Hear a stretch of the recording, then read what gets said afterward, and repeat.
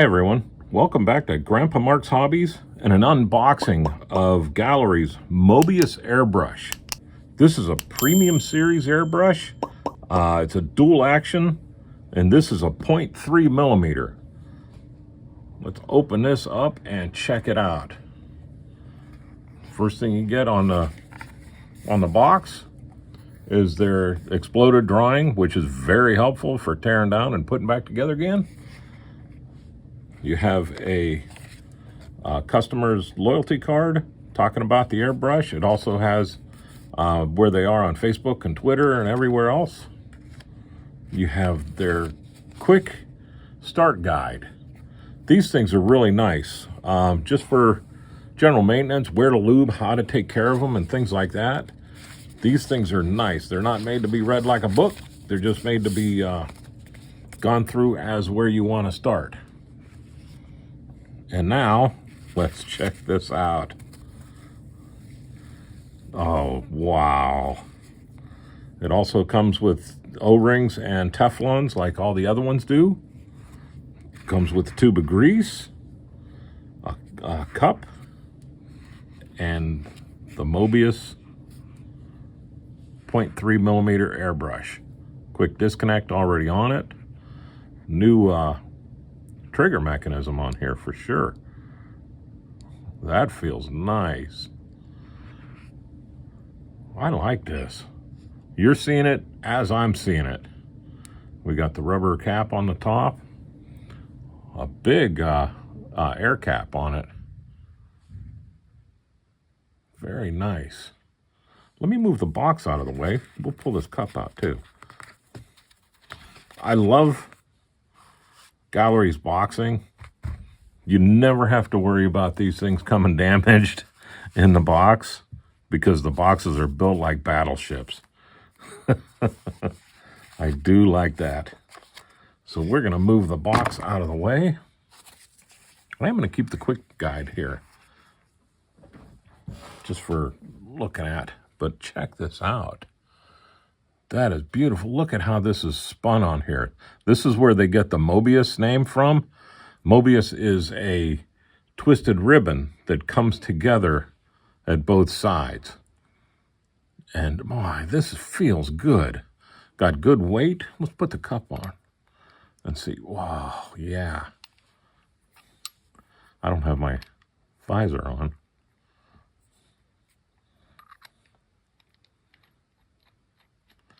Just like all the other ones, their threads feel really nice. Oh, gee whiz. Look at inside of that. That'll be easy to clean, won't it? I like it. Whole new design here. Check this out, where you can actually see the needle going into the head over here. You can see the needle move in there. That is cool. Everything pulls back. This is your tension adjustment, so you can do that for your trigger tension without even taking anything apart. I love this gold inlay here. That is sharp. If anything else, this is beautiful. It does have the, what do they call this? The fluid adjust knob. I call it the throttle lock, where you can only pull it back so far. And the threads on that are amazing. Tight, a little tension, not tight, but a little bit of tension, but smooth as glass. Let's check this needle out. Okay, very cool. I am going to take this apart right now. So I want to take the tip off, but I don't like taking this off with the needle up in here. So I'm going to loosen everything up. Look at the machine work on this. Wow. We're going to pull the needle back far enough to where it's out of the way. I'm going to just snug that lightly. We're going to take this apart.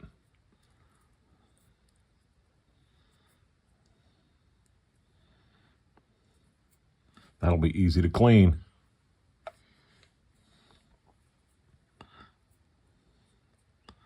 Oh, the threads on here are so nice. And the whole jet comes out with it. Wow. Wow. Look at that. Jeez. That is so cool. They've taken the fluted jet idea and gone another step with it. Look at how this comes down that long, and then it has a twist in it. I wonder if that gets the air twisting coming out this way. I can't wait to spray with this.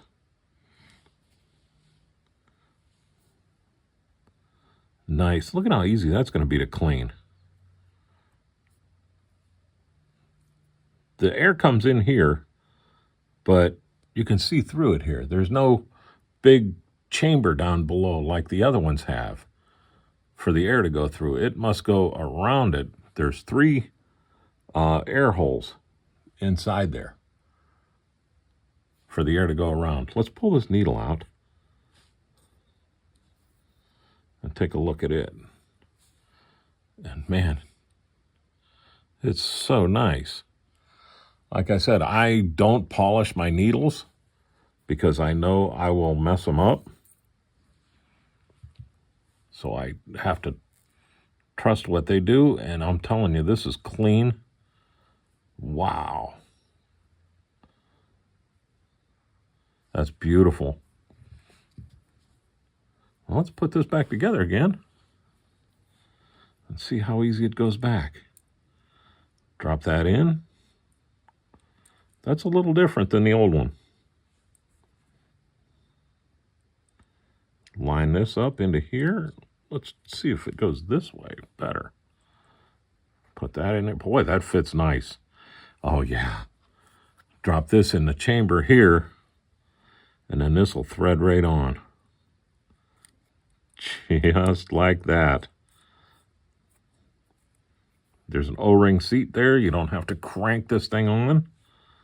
We'll put our protector on. And now we'll put the needle in. This is nice size too. And I'm always real gentle when I'm putting the needles in. I feel the O-ring. You can see it come in through here. Down here, you can actually watch yourself put the needle in. That's cool. Feel it come in. It's on the stop. I had that jammed out way back there. Tighten that up. This trigger actually feels good to me, but this is a trigger spring adjust.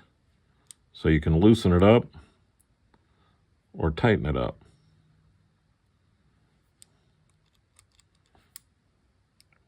Nice. We'll put it all back together again, and I'll do that. There is a hole in the back here to line up.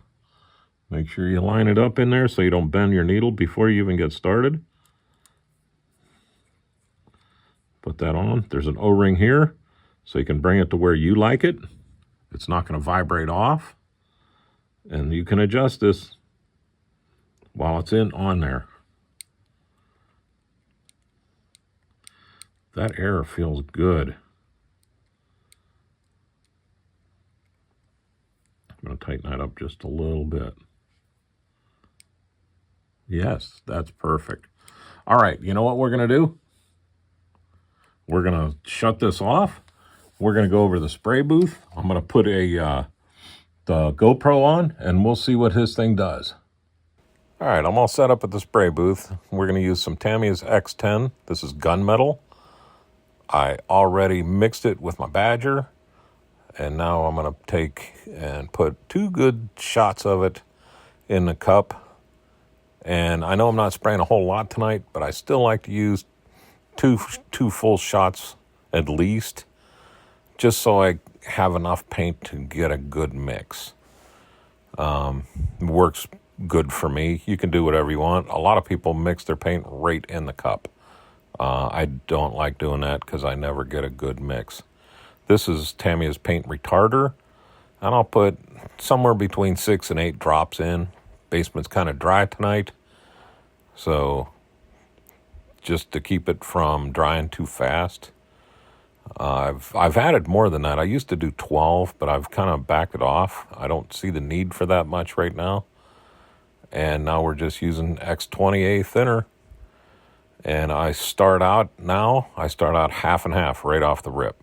Especially, this is a new bottle, so I know half and half is going to be close. We'll see what it looks like. Sometimes the metallic paints are a little bit on the thicker side once you get them mixed. And I'm seeing right now that this isn't thin enough, so I am going to add another just about a half of a shot to it. You can do the math or whatever. I eyeball it. I get it to where it's pretty close to water, but not quite water. And if you get a little too thin, you can always add a little bit more paint and go back and forth until you get it exactly where you like it. And Tamiya paints are pretty stinking forgiving, so I think that's why I like using them. But they are pretty forgiving paint. We're setting up right now with 18 PSI on the compressor, and we'll take a test. I put maybe, 3, 4, 5 drops in there just to shoot it out. I blasted over at the side there. It looked good. So now we're going to put a good shot in the cup. I like to keep my cup about half full. I don't like to go over that because I move around pretty quick and I don't want to splash it all over the place and make a mess. Here I'm wiping it off. I had a little dust on it. You saw me blow it down, and now I'm going to put a real fine coating on the spoon. And I do this just to give the paint something to grip for my next couple of coats. And I don't use primer anymore with the Tamiya paints. I found that I really don't need to, as long as I do it like this. Give it a couple of days and it'll dry like iron. Now I'm flash drying it just with air, and we're going to do another light coat. And right now I'm just getting the feel of the trigger, how it goes. This would probably be like first coat for me, but I just wanted to get used to it, and I'm really liking what I see coming out of here and the way it feels. Good resistance and really nice spray pattern on it. You can see it going down very level. Even with me, I'm not the steadiest when it comes to airbrushing, so I will get a little bit of zebra look on it, but that's okay because the next couple of coats will definitely take care of that. So I'm checking everything out, and then I decided I'm going to try to tear my booth apart. And now we're going to come across it going the opposite direction. I'm moving a little bit faster, and I'm moving a lot heavier than the last one. And you can see that's given me a very good coat. And I am really liking this airbrush now. So we'll check everything out, make sure I didn't miss any place. It'll leave a big white streak around the edge. And now we're going to grab the other one, and I'm going to come down with a pretty heavy coat. Just to see what it can do. So right now I was just blowing it off there at the beginning, and now we're coming down. You see, this is about the way I would do a first coat anyhow. But now I'm coming back right up over the top of that, not leaving it a chance to dry. And I gave it a pretty heavy coat. That's more than I would do for a base coat. But when I was first starting out, that would be what I want to do, is I want to get a good cover on it real quick. And I wasn't as patient as I am now. Now you can see this had a good chance to stiffen up. And we'll give this one another coat. I just hit it with air, and I'm blowing everything off, just making sure it's like flash drying it. And now we're going to go ahead and give it a nice shot. I test shot it against the filter. And now you see I'm coming down a little bit heavier than the last one, and I am coming right back over it to give it a nice flood coat.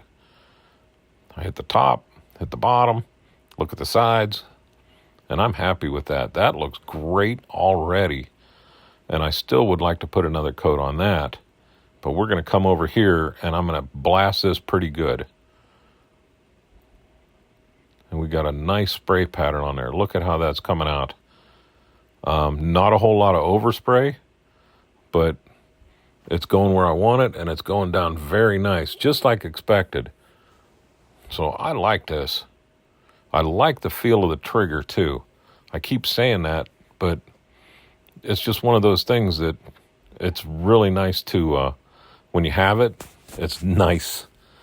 You don't realize it until you get into something that has a really good trigger like this. Now here I'm blowing this down again. I give it a little bit to dry. Just making sure that it's stiffened up, and I realize I don't have enough paint in the cup. So I'll give it another shot, and we're going to get a good blast on this thing this time. I'm getting ready. I want to get steadied out. I don't know why, but the last two coats I always get nervous on, because you get so far and then you come up here and some of my brushes, when you start putting it down heavy to get that flood coat, it wouldn't lay even. Well, you see that laid nice and even, and I'm really happy with that. So I'm going to shoot a little bit onto the cardboard and see what it really will do for how tight of a line. Like if you were going to do a pre-shading on an airplane or a ship or something like that, if you can get down there and control these lines, sometimes they got to be pretty tight. So that's what I'm doing now, is I'm just testing the trigger, and I'm testing how close I can get and how tight. And I'm pretty good with that. With a 0.3, that's doing good for me. And I'm not that steady anyhow. So now I'm just progressively opening up the trigger just to show everybody what it's going to do.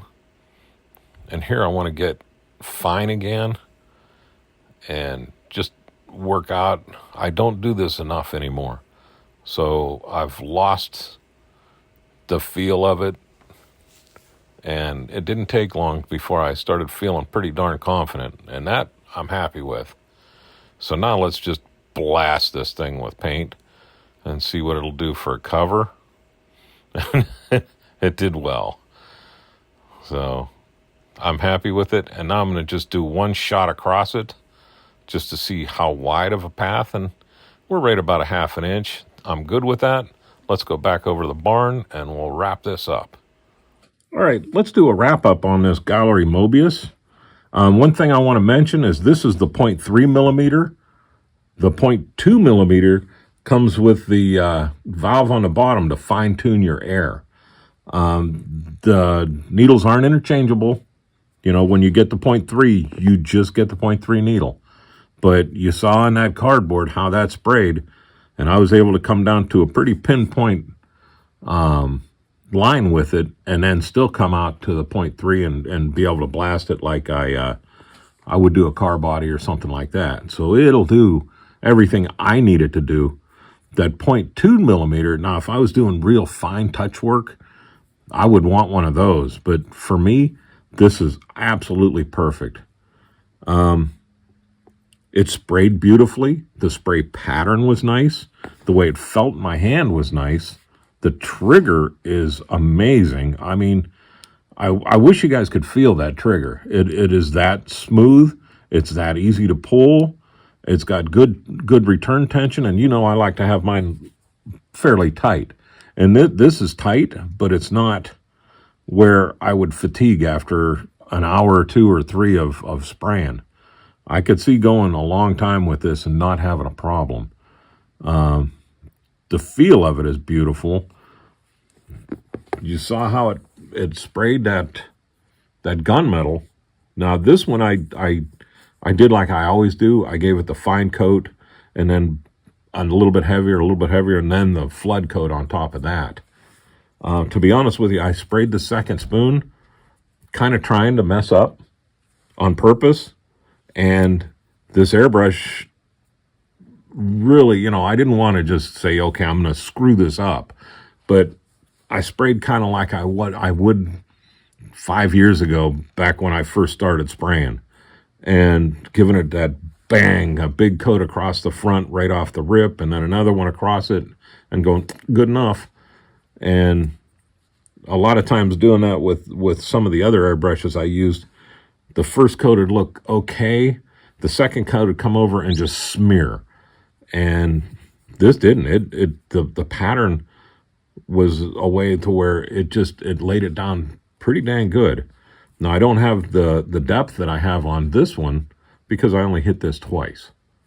So that's the difference between the two of them, is I only did one flood coat over top of this one, where this one I did the build up and then the heavy flood coat at the end. But I love this airbrush. There's nothing on it I would change. The needle is amazing. That I don't know if it's just me seeing it and then saying, okay, I wish I wouldn't have taken it apart before I used it, because I really think that this sprays better than even the 96 does. This is the airbrush. Like if it was a car, it'd be that car that one of your friends had that was only allowed to drive like for the prom or something like that. It was the special car. This is like that, but this will be my everyday driver for sure. It's just that nice. I love the style of it and the looks and everything. I like how you can see through it. So they did some cool stuff to get that air down through here, because, you know, most of them have the little piece on the bottom where the air runs through the port below the needle and everything. And this doesn't. It comes around it. There's 3 holes in the top where the air comes out even more even across that long jet and gives you a good spray pattern. And it really does, and it's smooth. So, like I said, this is my new everyday driver. I fell in love with it. Give it a try. I think you'll like it. I am Mark. This is Grandpa Mark's Hobbies. Y'all have a great day and a better tomorrow. And thanks for watching.